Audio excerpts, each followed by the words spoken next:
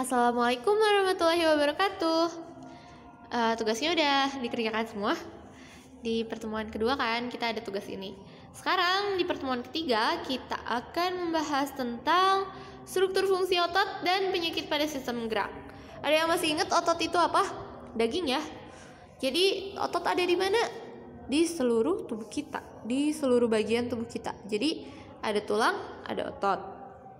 Kita pelajari lebih lanjut tentang otot.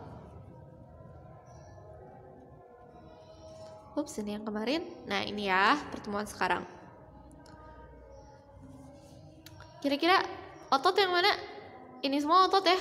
Ini kan kalau misalnya kita sebelum belajar sistem gerak kita sebutnya ini daging. Jadi sebenarnya daging itu apa? Otot. Ini daging sapi atau otot sapi. Coba lihat. Kayak strukturnya tuh menurut kalian keras atau empuk? Sedang antara keras dan empuk, tapi kayak masih bisa dicubit ya. Berarti sedikit lunak. Terus kelihatan kan kayak ada serat-seratnya gitu. Tuh. Kalau misalnya bentar lagi nih kurban atau udah kurban, Idul Kurban, kan makan daging ya. Terus kayak dagingnya itu bisa kalau kata bahasa Sunda mah disuir-suir. Jadi kayak terlihat seratnya. Kenapa sih berserat? Tuh, daging ayam juga ternyata kayak gini ya, bisa disuir-suir atau berserat. Nah, ternyata kalau kita lihat strukturnya, ternyata otot itu ialah kumpulan dari serat. Karena itu kalau kita makan daging ayam atau daging sapi atau daging kambing, bentuknya itu kayak serat gitu kan, bisa disuir-suir. Karena itu bentuk ototnya seperti ini. Jadi ini kayak sehelai suiran daging. Ini bentuk otot. Nah, setelah kalian mengetahui bentuk otot ternyata berserat, ya. Otot kumpulan dari banyak serat yang dapat menggerakkan tulang. Sekarang kita bahas tentang penyakit pada sistem gerak. Yang pertama, penyakit pada tulang punggung. Ada kifosis, ada lordosis, dan ada skoliosis. Kalau kifosis dia membungkuk ke depan. Kalau yang lordosis dia ke belakang. Kalau yang skoliosis dia ke samping. Kemudian ada ini apa kira-kira? Osteoporosis atau pengeroposan tulang. Jadi kira-kira antara nomor 1, 2, dan 3 mana yang tulangnya keropos menurut kalian?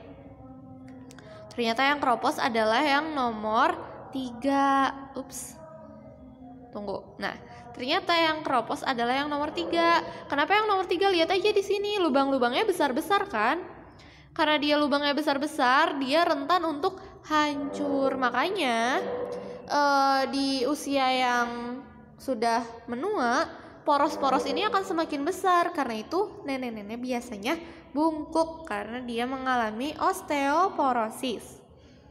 Lanjut ke penyakit yang ketiga ya, berarti yaitu polio. Polio disebabkan oleh apa kira-kira? Virus polio. Jadi sebenarnya diwajibkan bagi para balita untuk suntik polio untuk mencegah virus polio ini. Apa sebabnya? Ini merupakan atlet yang terkena polio. Jadi polio ini menyebabkan otot-ototnya mengkerut. Coba kalian perhatikan. Tuh, beda kan? Ini hanya terlihat tulangnya aja ya. Tapi daging atau ototnya nggak kelihatan. Karena dia terserang polio. Karena polio menyerang otot. Jadi ototnya itu nggak tumbuh. Nggak akan tumbuh besar. Dia ototnya menciut. Kira-kira bisa digerakin atau enggak sih kakinya? Tentu tidak bisa. Bagaimana cara menjaga kesehatan alat gerak kita? Kira-kira menurutmu bagaimana? Rajin olahraga? Rajin minum susu? Jadi tugasnya adalah tuliskan 5 cara menjaga kesehatan alat gerak di buku IPA-mu. Kemudian foto hasil pekerjaan seperti biasa ya, dan dikirimkan via Google Classroom. Apa yang dikirim? Fotonya ya, fotonya kirim via Google Classroom.